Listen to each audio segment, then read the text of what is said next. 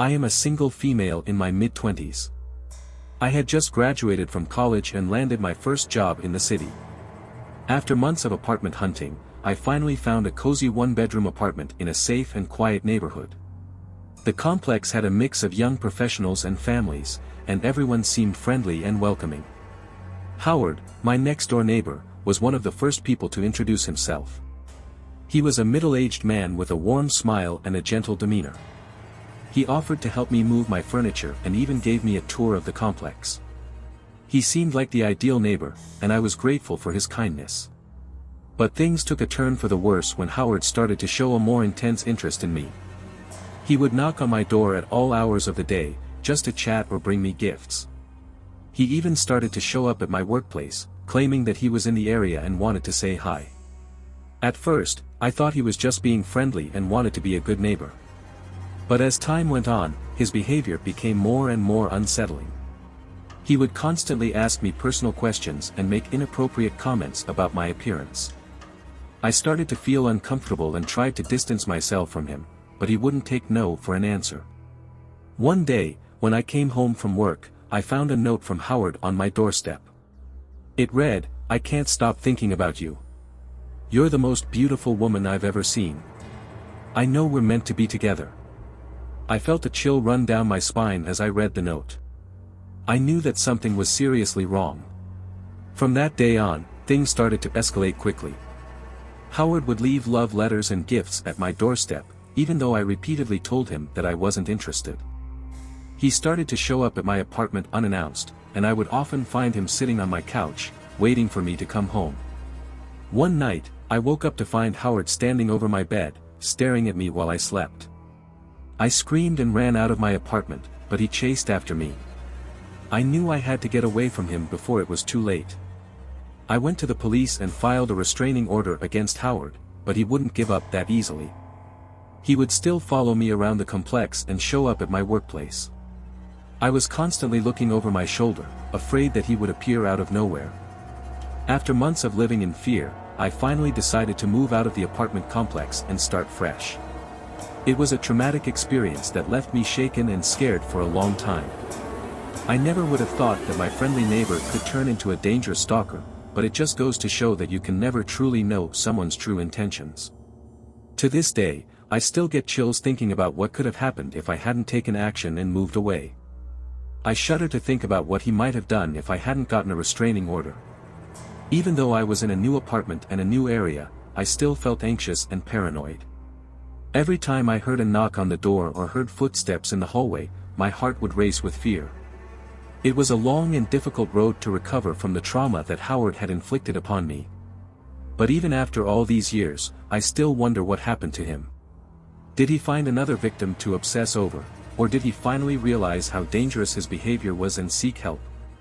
I may never know the answer, but one thing is for sure, I will never forget the terror that he brought into my life. My family had recently moved to a new neighborhood due to my father's job transfer. We had rented a spacious house in a quiet neighborhood that was perfect for our family of 4. Our next-door neighbor, Victor, was a middle-aged man who had lived there for years. He was friendly and polite, always greeting us with a smile and offering to help with anything we needed. At first, I didn't think anything of it. I thought he was just being a good neighbor. But then, things started to get strange. He would often stop by our house unannounced, wanting to chat or help out with chores. He started to ask me personal questions about my life, my school, and my hobbies. I felt a bit uncomfortable, but I didn't want to be rude to him. One day, when I was home alone, I heard a knock on the door. It was Victor, and he had brought me a gift. It was a hunting knife, and he said he thought it would be perfect for me to use on my next camping trip. I was taken aback by the gift and didn't know how to react. He had never given me anything before, and I knew that something was off. From that day on, things started to spiral out of control. Victor would show up at our house at all hours of the day, claiming that he wanted to hang out with me. He would often bring me gifts, and they became increasingly disturbing. He gave me a book on serial killers, a knife sharpening kit, and even a mask that he claimed was a family heirloom. I started to feel scared and paranoid. I knew that something was seriously wrong with Victor, and I didn't know what to do.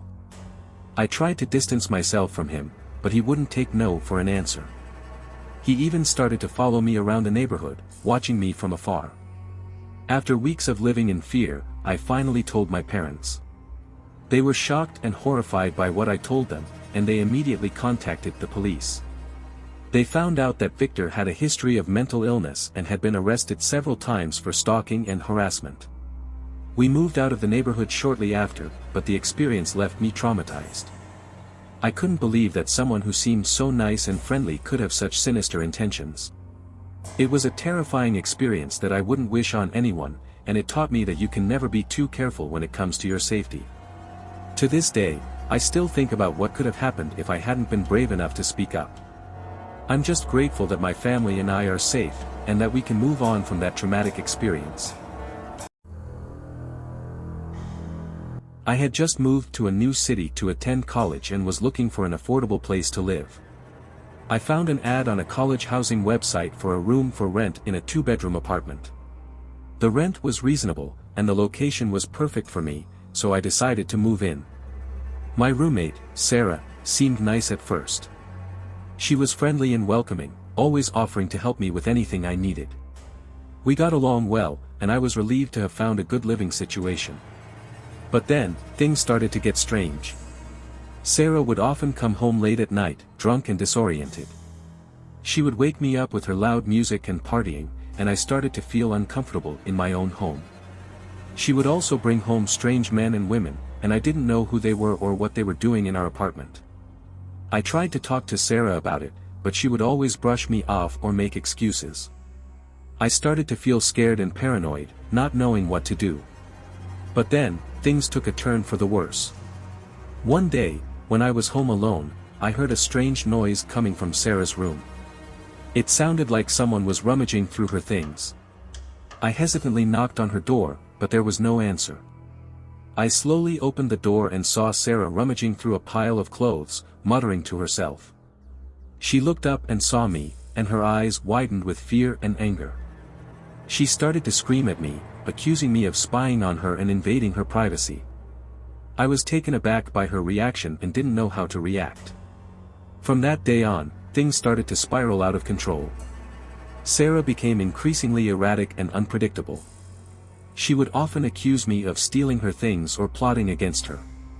She started to threaten me, saying that she would hurt me if I didn't leave the apartment. After weeks of living in fear, I finally decided to move out. I couldn't take it anymore, and I knew that I needed to get away from Sarah before something bad happened. I later found out that Sarah had a history of mental illness and had been hospitalized several times for her erratic behavior. I was lucky to have escaped unharmed, but the experience left me traumatized. It taught me that you can never be too careful when it comes to your safety, and that you should always trust your instincts.